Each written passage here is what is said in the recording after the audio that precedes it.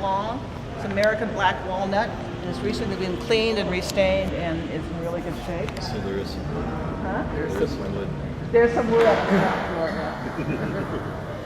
So the three railroads had their share of the windows based on how much they contributed to the construction cost of the station, which was, believe it or not, including all the tracks, $11 million. So they built this entire building and the railroad tracks for a very, what we would consider a very small amount.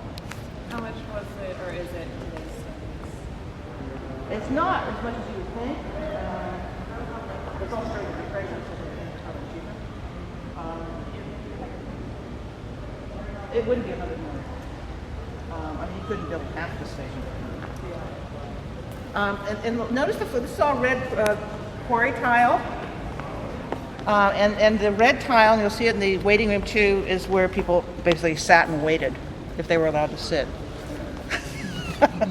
And this is marble and travertine, and it goes all the way through the station, and it's meant to be a carpet. So you walk along it and you get to your train.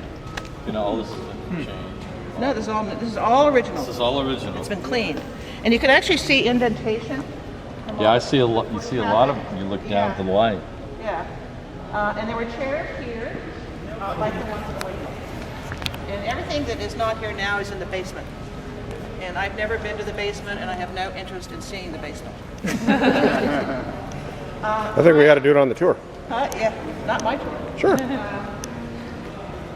tile is here for a purpose. Ouch. Prevent that. Because people would stand like this against the wall, or their suitcases would bang against the wall, and it's a lot more durable and replaceable than marble. This is actually travertine, which is cheaper marble, and this itself is marble. And the walls are all acoustical tile. When the station was built, acoustical tile was just coming into perfection. So this is the train station that got to take advantage of that. The ceiling, none of the ceiling is wood. The beams are all concrete. And the panels that look like wood are actually acoustical tile painted to look like wood. So there's not an ounce of wood in the ceiling. It's much more sturdy this way, also much more maintenance. The chandeliers are 10 feet across and they're 3,000 pounds. This is the size of a Toyota. So if you feel the building move, don't stand under chandelier. And actually, When were those made? when the station was built. 1939. So how did the station happen? Well, it was a very, very long and difficult birth. The idea for creating a centralized train station that I think I hit something wrong. Still don't. So it went on and on and on and on. And the city said, yes, we are going to bring you three together into a union station. They said no. It went all the way to the state Supreme Court and the U.S. Supreme Court. The railroads lost on every count. So in 1934, everyone came to the table and said, okay, we're going to build a station. But that was during the Depression. And the railroad said, this is not a good time. We don't have any money. Well, they did. And ultimately, the train station started construction in 1935, which was almost 30 years after the original idea happened. It took 4 years to build. The architect was considered John Parkinson. He was the dean of Los Angeles architecture. He was the king.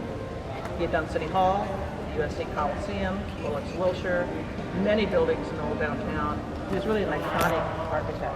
And he was never trained in architecture. He was a stair maker from England. He did stairs really well, but he also obviously did buildings very well. He had a whole team of people. One of them was his son, Donald, who was trained. He was trained at MIT in architecture, and so he was with his father designing this. The city fathers had actually wanted a sort of Beaux-Arts classical train station like Grand Central, because that was their image of a big train station. And everybody else said, including the railroads, that's not the history of Los Angeles. We really need Spanish design and they prevailed. So when the station opened in '39, it was the last big train station built in the country, and it was built just as cars were becoming the way to travel. In fact, 18 months later, the Pasadena Freeway opened, and the rest is history. So when it opened, there were 33 trains a day, about 7,000 people, which, given the size of the station, really is not that much. And it got worse and worse until World War II. And when all the soldiers and the sailors came through this station to get to their points of debarkation. And at that point, there were 100 trains a day and thousands of servicemen coming in. Not women. Were there women back then? Coming through the station. So I have a really cute picture. The masses. I should also say, in 1939, when the train station opened, there was a 3-day celebration outside. And it was called Romance on the Rails. And 500,000 people came to that. It was produced by Cecil B. DeMille. And it was really a place to be. At that point, 500,000 people was 1/3 of the population of Los Angeles. Right here. Right out front on Alameda, Where the exactly. tracks used to come Exactly, down. right.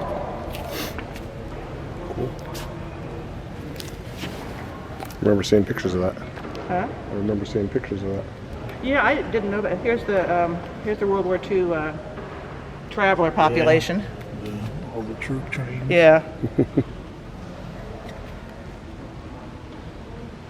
But then, after World War II, everything went downhill. The station became virtually unused. And I asked somebody from Metro once, how did, well, we didn't have to worry about making it sort of maintained itself. So as the years went by, in the 90s, Troublemakers. named Nick Pastoris, so at that point was head of the Southern California Rapid Transit District, which was the precursor of Metro. Had the idea of making this a transit hub for Los Angeles. And he claims to be the only one who really, that was his vision, and it was his.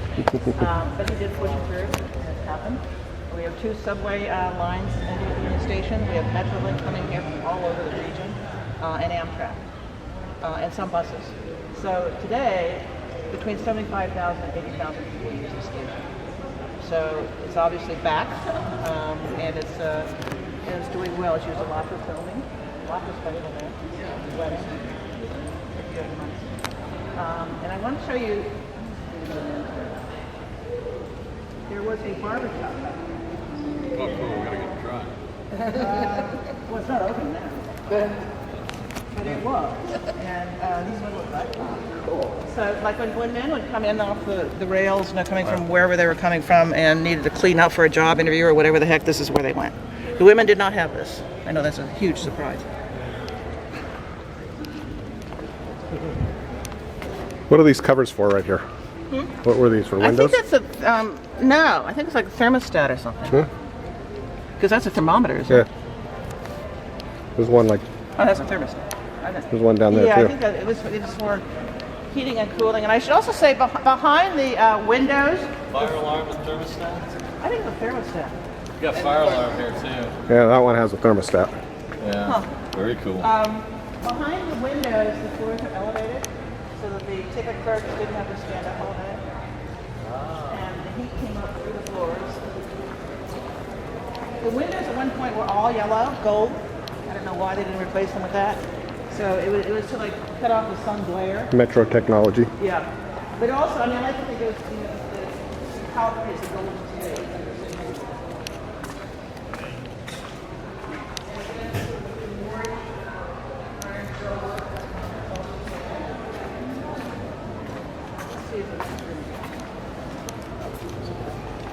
I'm sure they really appreciate us wandering around the construction site.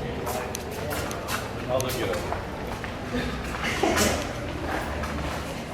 I don't ask them. We can't go in. Sorry. So the barber shop was behind these windows. The women had a thanking lounge or something. I mean, they had some place to clean up, but they didn't have the showers in the barber shop.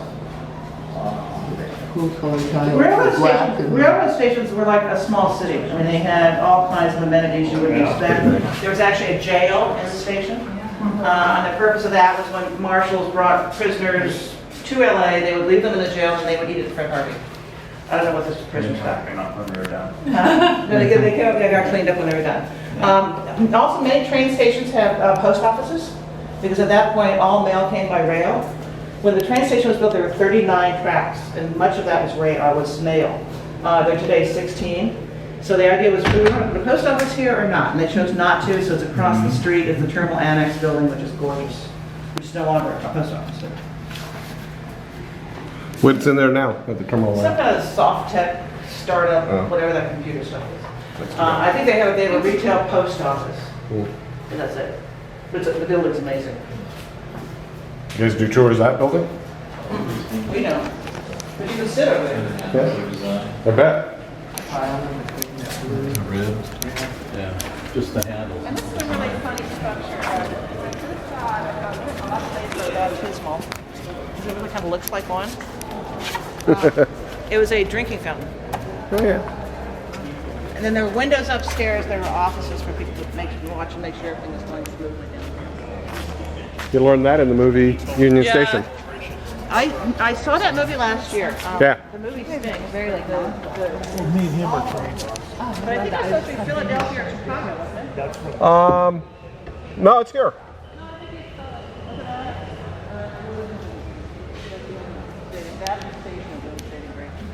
I just didn't get it. It's funny because they show the windows on the next archway as opening the front doors. Oh, really? And that's where if they were looking out there, and that's where the police officers were watching everybody. Oh, wow. Oh, I'll have to look at it again. I think I fell asleep. It's a good movie just for the history of it. Yeah, it is. So we're gonna get together and watch it after this? Yeah, I make it sound really, well, he liked it. I got it on DVD. There you go. And what's interesting too in the movie, they had lockers, which we don't have anymore for security Yeah? reasons.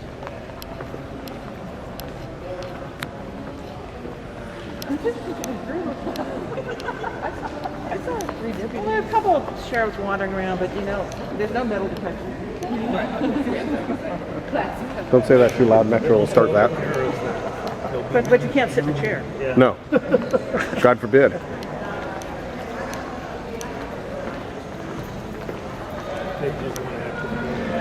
It's all control. Yeah, give them a uniform and that's it. Trust me, RTD would have ran this place better than Metro.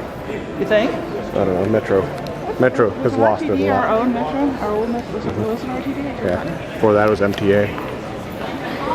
Well, they call themselves MTA too, don't they? Yeah. Yeah, this space was Parcel Post back before UPS and FedEx. You sent all your boxes by rail, and that crepe sign is not. They're working on it. They're interviewing people. Huh? They're interviewing people. Is that what I think they are. Yeah, we have it.